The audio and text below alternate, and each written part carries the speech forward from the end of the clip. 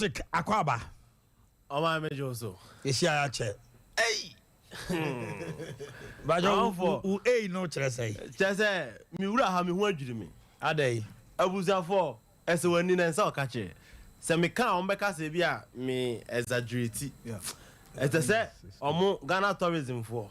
Omo yi tourism places omo de Sompa studio kan. Na mbe ha. Na ka manfo be o de bra. Na table na ye tie ni mu se ye ship wo. Se ye on sa na de la fo che bi no. Se ye na de la fo che ni bi o. Se ye de yo. Oh wow. Abuzafo.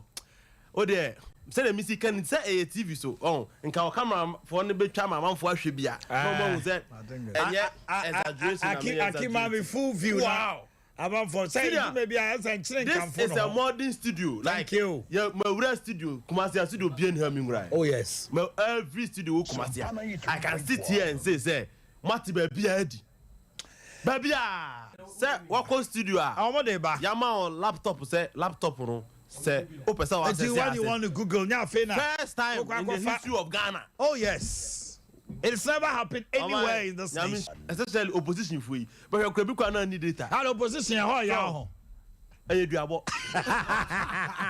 opposition eduabo say who tell me now who opposition ba na betimi adwane a anya de papa o anu ti na mo ha na mo pe kwan aba fie no o mai ade papa bi any opposition